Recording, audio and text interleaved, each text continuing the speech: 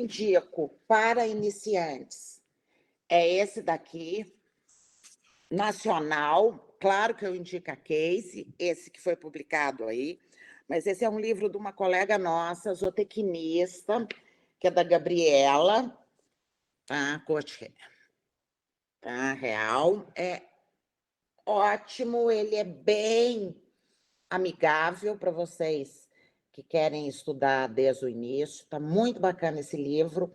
E eu gosto mais do que o da Case. Não, não é que eu goste mais, eu gosto dos dois iguais, mas aí é aquela questão da vamos ser nacionalistas, né? Além disso, eu vou passar para vocês algum material, tá? Para consulta, etc. E a gente está indo super bem, porque eu achei que eu só tinha mais 1 hora, na verdade eu tenho 2. Meu Deus. Então, agora eu vou continuar, se não tiver... Estou vendo aqui questão de perguntas.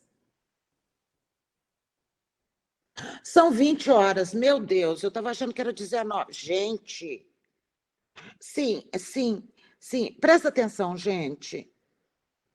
Essa quarentena está me assustando. Não é só a quarentena, não. Tá? Porque se fosse só a quarentena, eu não ficaria assustada. Ok, não, então eu não estou tão tranquilinha assim.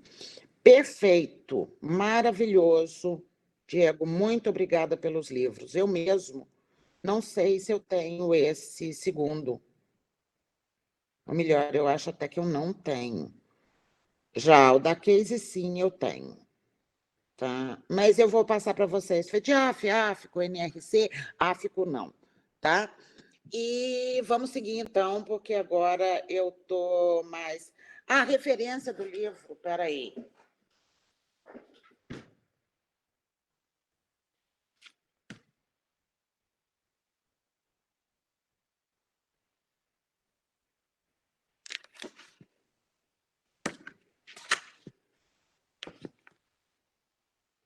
Só um minutinho, gente.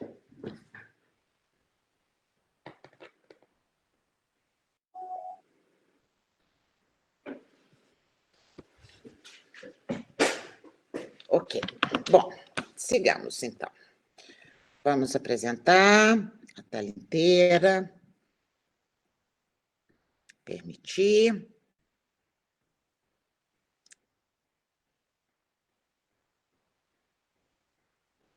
Ok. Acelera, então, dona Flávia.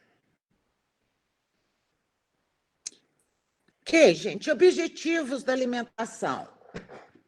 Blá, blá, blá. Né? Eu acho que todo mundo sabe quais são os objetivos da alimentação, mas isso daqui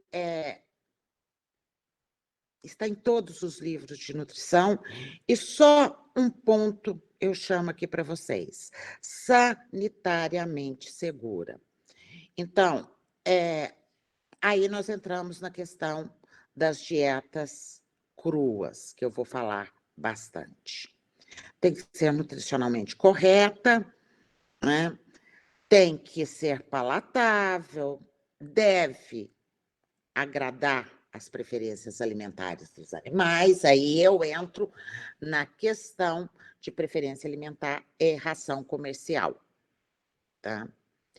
E blá, blá, blá, tá?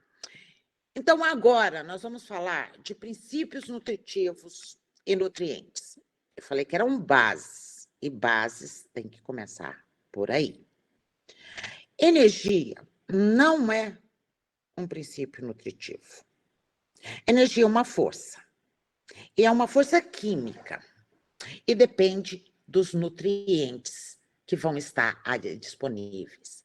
Não significa que determinados compostos que não tenham nutrientes disponíveis não possam fornecer energia química. Ela só não vai entrar nas rotas metabólicas que elas devem entrar. A priori, para seres vivos, para nós, mamíferos, homens, cães, gatos e blá, blá, blá, Nós temos 3 princípios nutritivos passíveis de fornecer energia, que é a proteína, os lipídios e o carboidrato. Só esses 3. Tá? Gasolina fornece energia química. Mas se eu tomar gasolina, eu vou morrer porque eu não tenho rota metabólica para esse aproveitamento dessa energia. Se eu colocar ela na bomba calorimétrica, vai ficar lindo, maravilhoso. Só que ter proteína, lipídios e carboidratos não é garantia de fornecimento de energia. Tá? E aí, de energia para o metabolismo. E os princípios nutritivos também não garantem que vão ter os nutrientes fornecidos em sua totalidade. Aminoácidos, por exemplo, da proteína, né? Ácidos graxos e glicerol, dos lipídios, e os carboidratos que fornecem. Os carboidratos simples, glicose, frutose, etc. Tá? Ok. A energia.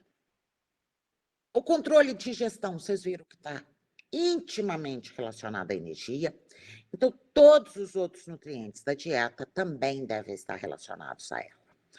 Um dos poucos casos que, por exemplo, todas as vezes que a gente aumenta a energia, nós aumentamos as concentrações dos outros nutrientes não fornecedores de energia. Por quê? Porque, teoricamente, toda vez que eu aumento a energia do alimento, eu diminuo o volume consumido. Então, eu tenho que aumentar os outros nutrientes que não fornecem energia, minerais, vitaminas, etc. E até a proteína, carboidrato, etc., para atingir as necessidades mínimas referentes aos nutrientes, aminoácidos, lipídios e blá, blá, blá. E, ao contrário, quando a gente diminui a energia, a gente pode diminuir a concentração nutricional do alimento, porque o animal vai consumir mais. Um dos poucos protocolos que dribla e que modifica um pouquinho isso é quando a gente vai trabalhar com alimento para redução de peso, onde eu tenho que aumentar, tá, a fibra, por exemplo, e diluir a energia, mas eu diminuo a energia, mas aumento os outros nutrientes relacionados para não ter problemas carenciais.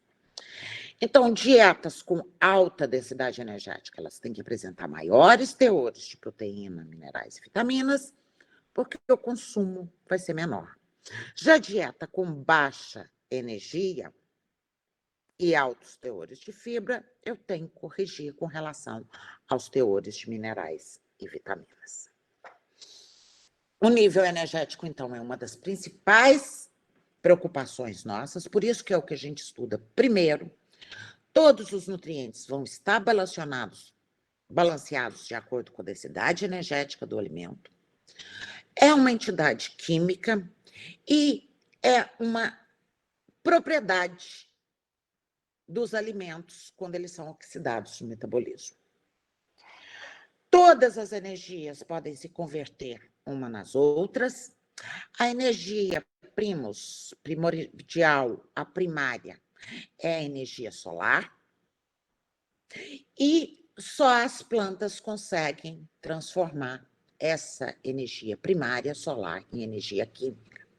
Nós, até então, tirando a mulher aqui da cidade, aqui perto, que vive de luz, até então, os outros animais superiores não conseguem transformar luz em energia química. Fora a mulher que vive aqui pertinho, que já cansaram de me convidar para ir lá ver ela, mas eu me recuso, porque isso é exploração da ignorância humana, tá? Mas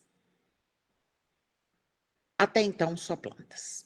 E animais, eles têm essa dependência da energia química, sempre com perdas. Então, carboidrato, lipídios e proteínas são as principais. Tem mais alguns outros? Tem. Tem, por exemplo, os vitagênios, que a gente chama, que é o inositol e a colina, que em determinadas situações eles fornecem energia também. Mas, em termos de quantidade, são esses os nossos fornecedores primários. Então, eu tenho todas as formas, elas se interconvertem, solar em química, mecânica em química, elétrica em mecânica, luminosa e blá, blá, blá. E todas convertem com 100% de eficiência em calor. E o calor foi o que gerou a nossa denominação de caloria.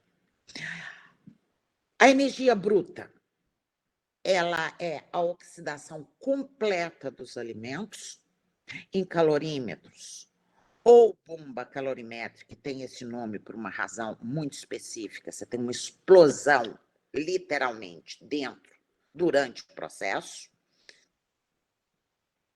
ou calorímetro de par, que na verdade é o nome efetivo. A energia desprendida, então, dessa queima total dos alimentos é denominada energia bruta, e não existe nenhuma indicação de quanto e quando se o animal pode aproveitar e quanto pode ser aproveitado. Gente, base. E aí a gente tem aquele famoso esqueminha que eu sempre peço em prova, que eu sempre aviso em aula que eu vou pedir em prova, que em todas as aulas eu aviso que eu vou pedir. Gente, sabe a partição esquemática de energia? Pois é, eu peço aí em prova. Aí na outra aula eu aviso, gente, vocês lembram? Pois é, peço mesmo, tá? Aí eu chego em prova, peço ela e a turma erra. Bom, vocês não vão fazer prova comigo, então vocês podem ficar tranquilos. Mas a energia digestível é a energia bruta menos a energia das fezes. O que não foi digerido é perdido e uma parte, então, da energia bruta se vai. A energia fecal reflete só parte da energia bruta? Não. Tá? Porque energia fecal, eu tenho energia fecal aparente. Aparente por quê? Porque além de ter toda a porção não digerida, e, portanto, uma parte da energia vai ali embora, nós temos também os componentes, tá, endógenos, células de descamação, sucos gástricos, etc., blá, blá, blá. Micro-organismos, o crescimento, tanto normal, em eubiose, como em disbiose, modifica a energia fecal, etc. Já a energia metabolizável, ela é a energia digestível menos a energia da urina, que aqui nós temos em carnívoros é extremamente importante, porque nós temos uma grande eliminação de compostos azotados, compostos nitrogenados, ureia, e ruminantes têm uma grande importância, que é a energia perdida por gases da digestão. Em carnívoros, nós normalmente trabalhamos com energia metabolizável. Isso a gente trabalha com energia metabolizável para carnívoros, para suínos, para humanos. Tá? Perdão, para humanos, para carnívoros. Em suínos, normalmente a gente trabalha com energia digestível, porque nos experimentos fica um pouquinho mais complicado de medir a energia da urina. Aves, a gente trabalha com metabolizável, porque as excretas, fezes e urina são juntas. Ok, a energia metabolizável é a porção final, é o que é aproveitado para o metabolismo? Não. Nós temos aí também uma perda que são 2 pontos. Um é um incremento calórico e outro é a termogênese induzida. A termogênese induzida não depende, tá, da quantidade, não depende do tipo de nutriente que você come. Ele, pós-pandrialmente, você vai ter um aumento de calor derivado da digestão dos alimentos. Já o incremento calórico, ele é dependente do nutriente em questão. Tem alguns nutrientes que levam uma maior perda em incremento calórico. No caso, o que mais leva à perda de incremento calórico é a proteína, com quase 30%. Então, supondo você deu para um animal 1.000 quilocalorias de energia metabolizável, vindo só de proteína, uma dieta purificada, vamos supor, o que vai acontecer? Esse animal vai ter como energia líquida cerca de 700 quilocalorias, porque 300 quilocalorias vão ser perdidas, 30%, no metabolismo a partir do incremento calórico, tá? E no metabolismo das proteínas.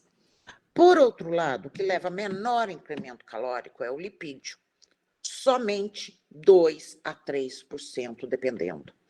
Então, se você comer 1.000 quilocalorias de lipídio, você só vai perder, tá, 2%, 3% disso daí. Então, 1.000 quilocalorias menos 3%, você vai ter como energia líquida cerca de 970.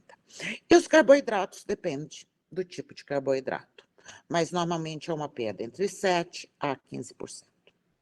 A energia líquida, ela é dividida em energia para manutenção. Prioritariamente, ela é suprida antes de ter energia produtiva, a não ser em casos muito, muito específicos, como a gestação, onde inverte, se o animal não tem quantidade suficiente, ele entra num déficit de manutenção para tentar manter os fetos. Coisa que raramente consegue, mas eles têm um processo de diminuição, tá, de energia para manutenção, para manter o desenvolvimento dos fetos. Caloria, então, ou quilocaloria, é a quantidade que você precisa de calor para elevar de 1 grau centígrado a massa de 1 grama de água, que é para quilocaloria, da temperatura de 14,5 graus a 15,5 graus. Então, as unidades de medida são calorias por grama, quilocalorias por grama, quilocalorias por quilograma, megacalorias por quilograma. Nós temos o joule, só fazer a conversão. Um joule são 0,239 quilocalorias, ou 1 quilocaloria são 4,18 joules.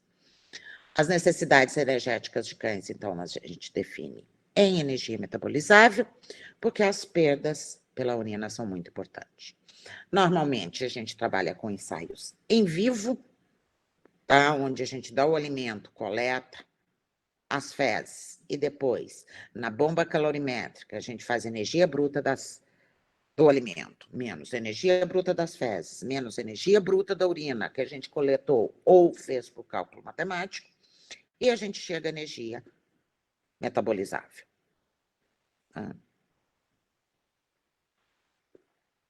Só que, para isso, a gente vai precisar da primeira medida importante para nós que trabalhamos com nutrição, que é o metabolismo basal e o peso metabólico. O peso metabólico, que na verdade deveria ser tamanho metabólico, que associa superfície corporal com perda de energia radiante, então, ele está relacionado ao metabolismo basal. E o que é o metabolismo basal? É aquela energia utilizada pelo animal em jejum, descansado, em repouso, em zona termoneutra. Então, toda essa energia é perdida e transformada em calor e ela é liberada no organismo. Tanto que a gente trabalha com câmaras respiratórias ou câmaras de calorimetria. Na época, as câmeras calorimétricas eram realmente câmeras calorimétricas quando surgiu a metodologia, onde se colocava o animal numa sala e essa sala ela tinha uma determinada temperatura, etc, etc. E através do calor, tá, desse metabolismo basal, havia um derretimento de paredes de gelo e isso era medido. Só que hoje a gente não faz mais isso, a gente trabalha com câmeras respiratórias que medem aí respiração, oxigênio, gás carbônico, água, etc, etc, e chegam às perdas calóricas. A gente sabe que a superfície corporal se relaciona ao peso vivo e a relação entre o consumo de energia e peso corporal, ela não aumenta linearmente, até pela questão do peso metabólico, tá? Até pela questão da relação de superfície corporal, dissipação de calor. Um animal pequeno, ele tem uma dissipação de calor em função da sua superfície corporal relacionada ao peso muito maior do que um animal grande.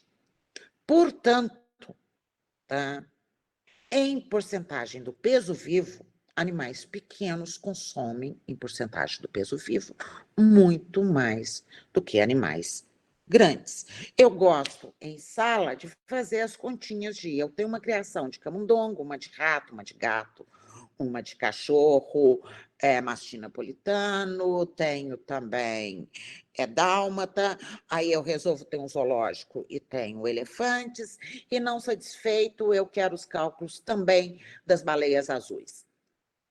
Qual é o peso metabólico e o consumo de todos esses animais que eu falei? Aqui eu estou dando um exemplo de camundongos. Camundongos, eles consomem ao redor de 10 ou até mais, dependendo. Se forem camundongos muito pequenos, podem chegar até 25% do seu peso para manutenção, do seu peso vivo.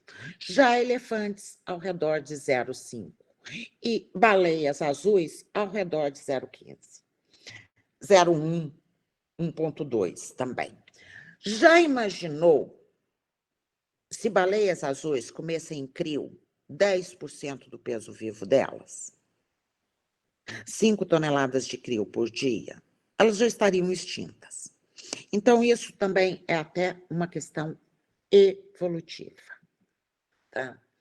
Bom, esse peso metabólico, ele surgiu a partir de experimentos feitos por Brode. Isso daí foi em 1934.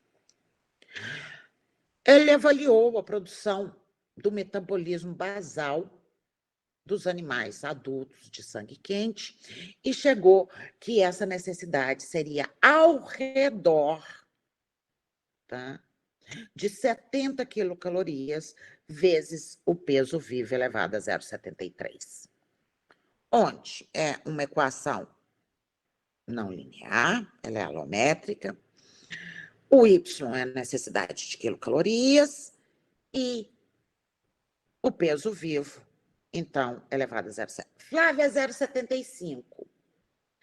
0,75 foi uma ligeira correção do esperto do Kleiber, que achou que ia ficar com as glórias, porque, na verdade, a equação de Brode era 69 vezes o peso vivo elevado a 0,63.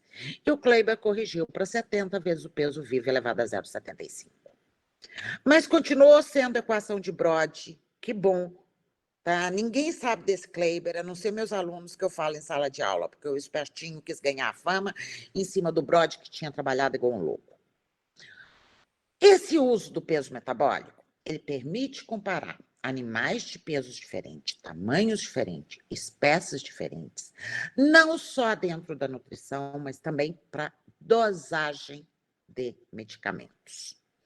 Animais pequenos têm uma metabolização muito mais rápida do que animais grandes. Por isso que eles precisam, relacionado ao peso, uma quantidade muito maior de uma determinada dose de medicamento. Eu nunca entendi por que na clínica se trabalha com peso vivo e não peso metabólico, que é muito mais exato. Mas enquanto que o peso metabólico sofre poucas variações, mas sofre, tá, gente? Tem questões individuais, tem animais que têm metabolismo basal mais baixo, outros mais alto. Animais senis diminuem o metabolismo basal. Algumas enfermidades aumentam o metabolismo basal, outras diminuem. Então, o metabolismo basal, muito embora seja considerado como 70 quilocalorias vezes o peso elevado a 0,75, ele também sofre com variações individuais. Já a manutenção é o metabolismo basal, ou seja, aquela produção basal de calor, quando o animal está descansado, em repouso, em jejum, e vai ter um gasto, somado, ou seja, as atividades involuntárias, somados à atividade voluntária do animal. E atividades voluntárias do animal, elas vão depender de vários pontos, desde o tamanho do animal, peso, condições ambientais, a atividade física específica, o estádio fisiológico, entre vários outros fatores. Então, o que a gente tem? O que a gente tinha até 1995, que foi o último NRC de cães, e o 1996, o de gatos, a gente tinha os expoentes de massa interespécie. Então, a gente tinha a equação de Brod, que era 0,73, a de Kleuber, que eu me recuso a aceitar que não é a de Brod, e a equação de Eusner, que era 0,67. Nos NRCs de 1995 para cães, a equação mais indicada era a de Eusner, que era uma equação que não superestimava as necessidades energéticas para cães de raças grandes.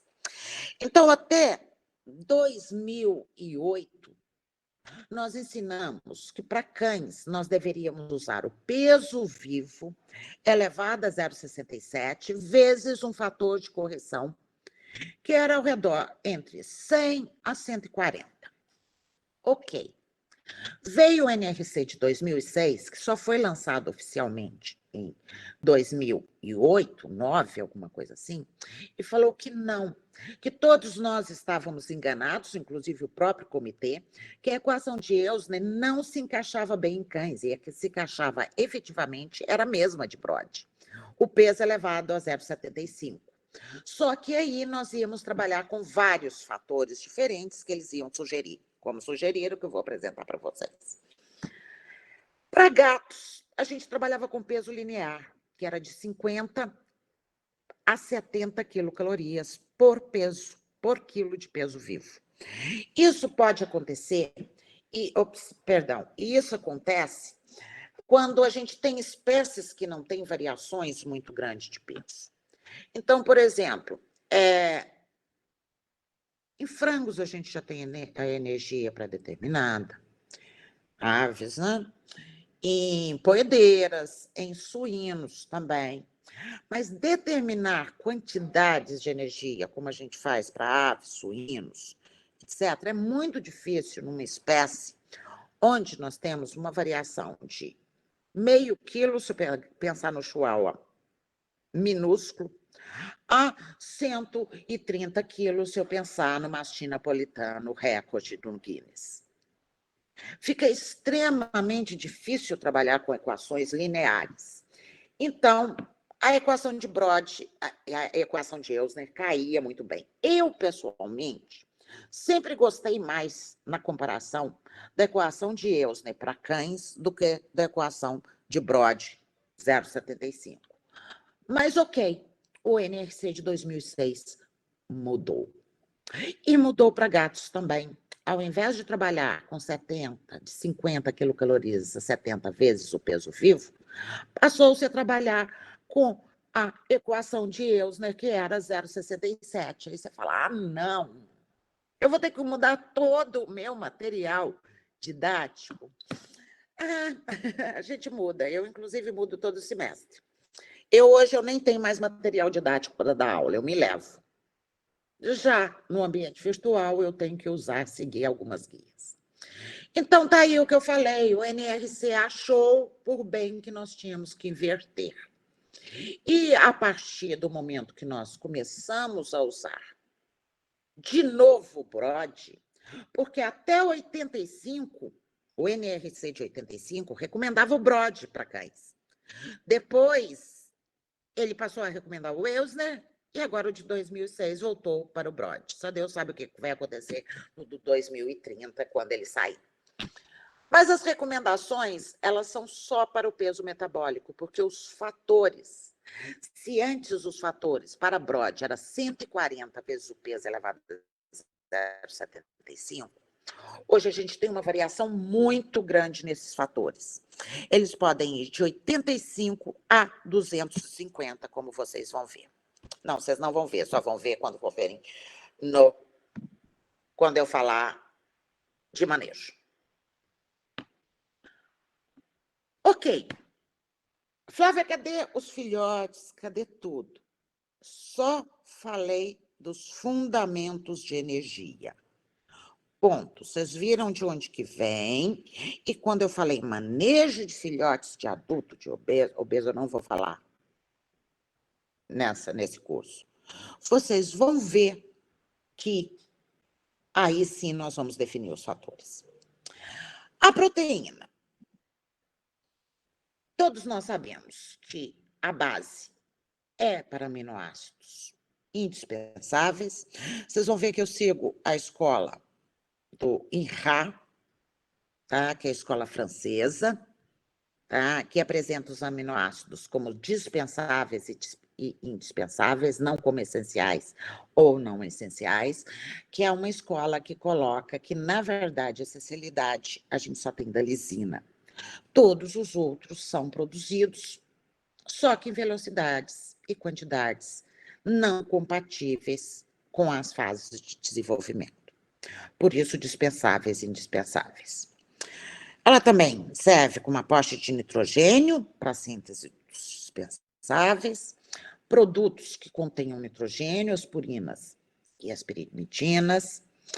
Muitas vezes a gente tem que trabalhar dietas com restrições de purina, como vocês vão ver na palestra que eu vou dar para leishmaniose, onde eu tenho que trabalhar uma dieta totalmente restrita em purinas, tá? E a função primária da proteína é estrutural, é deposição tecidual. Em adultos, é reciclagem e manutenção tecidual. Por conta disso, a gente estima as necessidades dela baseado em adultos em balanço de nitrogênio zero. Muito embora a proteína tenha uma grande referência com carnívoros em alimentos de origem animal. Como eles consomem, eles têm uma preferência muito grande por esse alimento, normalmente, em carnívoros, nós temos uma desaminação excessiva, porque proteínas não podem ser armazenadas per si como proteína, a não ser que nós estejamos tendo algum processo anabólico, exercícios, etc., que não é o caso, ou uma incorporação tecidual, fêmeas gestantes, ou produtos. Agora, fora esses casos, nós não temos como armazenar proteína. Então, nós, os cachorros... Quando eu falo nós, gente, entendam, tá? Os cachorros... Nós também não temos, tá? Então, o que vai acontecer com o excedente? Vai ser disseminado, armazenado.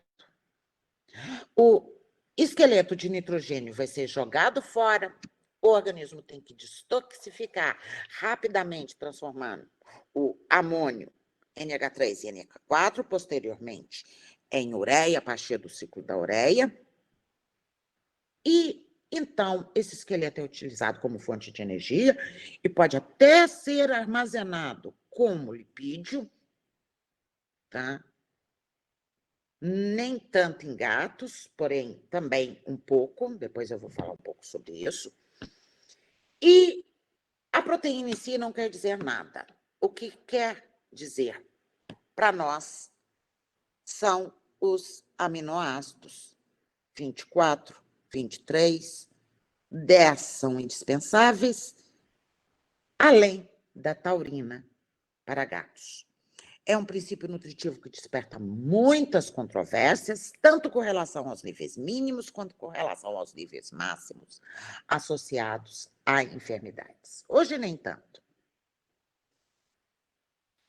A estrutura proteica, o nitrogênio, ela compõe ao redor de 16% da proteína, por isso que a gente usa aquela fórmula, tá, genérica de multiplicar, de laboratório, desenvolvida pelo laboratório de Wendt, que faz parte daquele conjunto de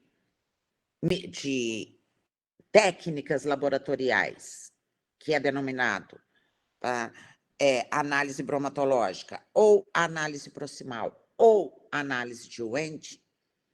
Quando nós encontramos o nitrogênio a partir daquele processo de digestão, tá, destilação e titulação, nós multiplicamos por 6,25.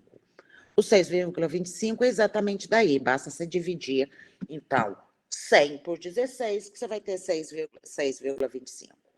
Porém, as várias proteínas, por exemplo, a proteína do leite, eu sei que tem mais do que 16%. Outras têm menos, tem uma variação de 15,5 a 18. Então, os generalismos já começam por aí. Tá? O resto não interessa, nós temos proteínas que contêm enxofre, tá? São as proteínas, são os aminoácidos sulfurados, a metionina e a cisteína, lembrando que a cistina são duas cisteínas ligadas por uma ponte bisulfeto, e proteínas que têm mais ou menos fósforo, sendo que a maioria das proteínas musculares tem mais fósforo. E as proteínas de mucosa, etc., menos. Não é uma garantia de qualidade proteica, existem pontos que determinam a eficiência da proteína para cães. E é o famoso valor biológico das proteínas, que podem, vocês vão falar, nossa, mas puta coisa teórica, mais ou menos. Quando a gente vai formular uma ração, nós temos que levar em consideração dietas bioadequadas, nem tanto, porém também. Agora, valor biológico das proteínas é muito importante quanto mais eu trabalho com os níveis mínimos, e aí algumas vezes eu tenho que trabalhar, mais eu tenho que levar em consideração os fatores biológicos e o valor biológico dessas proteínas e seus fatores de variação. Bom, quais são eles? Eu tenho fatores intrínsecos e extrínsecos à proteína. Eu vou falar de todos eles. Então, as necessidades dietéticas, elas se resumem na habilidade que eu tenho de fornecer as exigências metabólicas em aminoácido e nitrogênio. Eu preciso de relacionar o perfil de aminoácido com o alimento, com as necessidades do animal, desde que eu esteja trabalhando próximo e muito próximo dos valores mínimos. Ou seja, vou dar um exemplo para vocês. Rações econômicas que trabalham com 16% de proteína, sendo que os valores mínimos são ao redor de 10 a 12%, essas rações deveriam se preocupar muito com o valor biológico das proteínas, e são as que menos se preocupam, na verdade. Tá? Já as rações super prêmio e a alimentação bioadequada, que vocês chamam de alimento natural, Eles trabalham com níveis de proteína muito mais altos, porque eles não estão. A alimentação bioadequada não é só em função de necessidade. A alimentação bioadequada é em função de preferência, é em função de relação entre nutrientes, etc, etc. Quer dizer, num alimento, se eu estabeleci que a necessidade mínima, eu não, foi o NRC, é de 10 a 12%, e eu trabalho com 30, por exemplo, isso na matéria seca, num alimento com 4.000 quilocalorias, ou alimentos caseiros, tá? Que precisam, em 1.000 quilocalorias, 3 gramas de proteína, 30 gramas de proteína, 3%, e a gente trabalha com 8, 10, todo esse excesso, gente, vai ser examinado. Então, a preocupação com valor biológico, ela diminui de importância, mas não zera. O fato de diminuir não quer dizer zerar. Existem situações que eu vou me preocupar extremamente com o valor biológico? Sim. Quando eu trabalho, por exemplo, com hepático e renal, eu vou ter que preocupar muito com a relação do perfil aminoácido e as necessidades do animal. Então, vamos lá. O conceito de proteína ideal. Esse conceito de valor biológico, ele define a eficiência nutricional de uma proteína. E é resultante de 2 processos, da utilização digestiva e da utilização metabólica. Você vai falar, ai, Flávia, claro que é. Claro, entre aspas. Se eu pegar farinha de carne ou carne de frango, vou colocar carne de frango, tá? Carne de frango, farinha de penas e gelatina, qual apresenta maior utilização digestiva? Vocês não vão poder me responder, eu já respondo diretamente. É a gelatina, que quase que é 100%, zero resíduo. A carne de frango, ao redor de 93% de digestibilidade. E a farinha de penas, ao redor de 40% de digestibilidade, 35% a 40%. Aí vocês falam, nossa, então eu vou trabalhar com muito colágeno e gelatina. Ops, ops, ops. Primeiro, que a gelatina tem um perfil, e o colágeno também, embora tenha suas grandes vantagens, ela tem um perfil muito inadequado de proteína, de aminoácidos. Ela tem alta hidroxiprolina. Pelo fato dela ter alta hidroxiprolina, ela vai levar ao que a gente chama de aminoácido limitante por excesso. Aí vocês vão levar um susto, vocês vão falar, Flávia, o que você está inventando? Vou explicar. Vocês conhecem o aminoácido essencial. É aquele que o animal não sintetiza de forma alguma ou sintetiza em quantidade, velocidade, ou não sintetiza em velocidade e quantidade adequada. Aí nós temos 10. Se a gente fosse considerar somente o não sintetiza, nós teríamos somente a lisina. Todos os demais a gente consegue uma pequena síntese. Ok.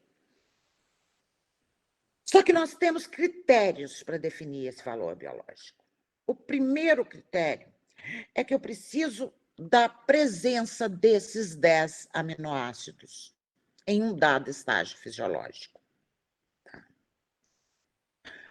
A partir daí, eu preciso, além de ter a presença, ter o equilíbrio quantitativo, tanto entre os aminoácidos essenciais ou indispensáveis, mas também entre os indispensáveis e dispensáveis. Por quê?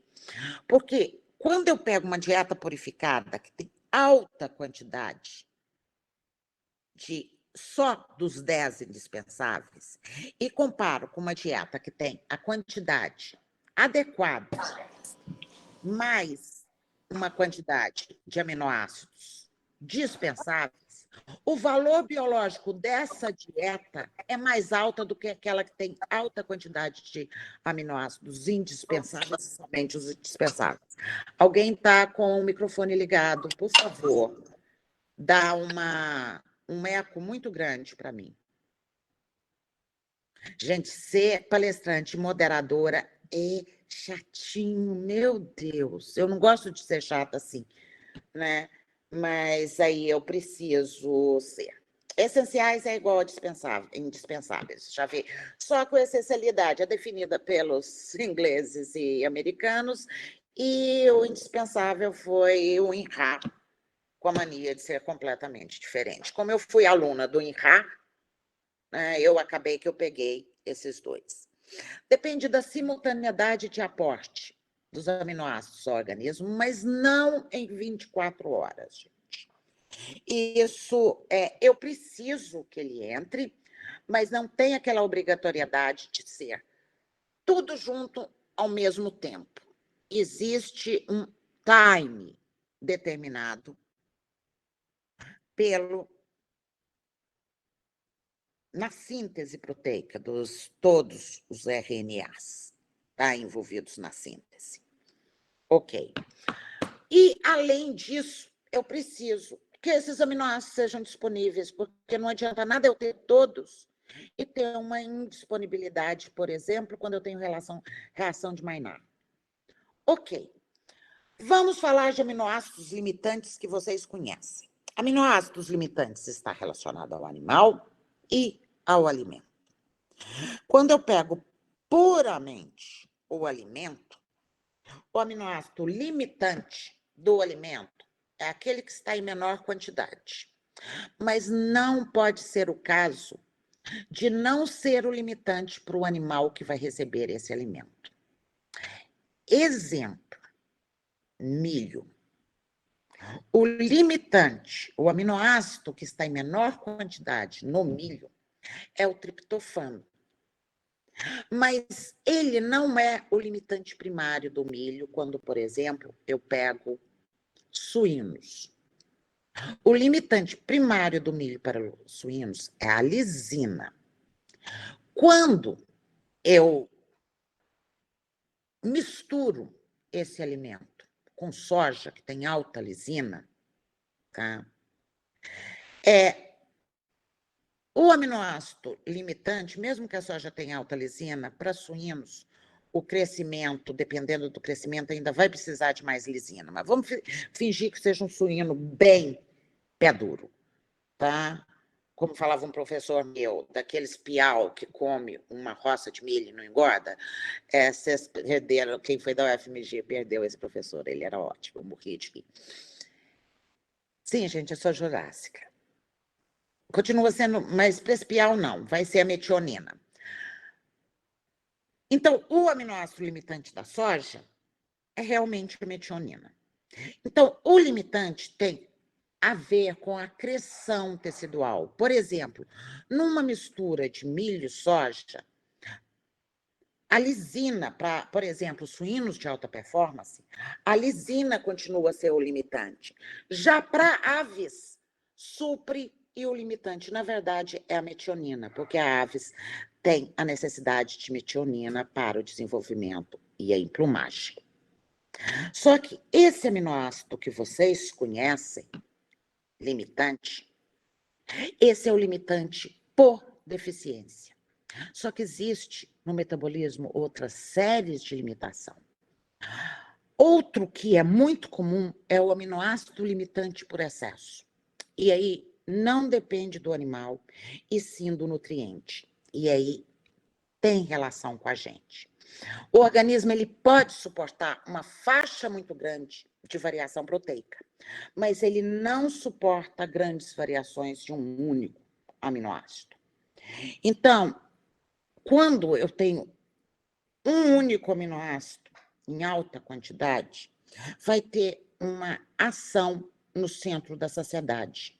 E isso vale para o triptofano, isso vale para a hidroxiprolina, isso vale vários outros e ocorre independente de qual aminoácido esteja em excesso.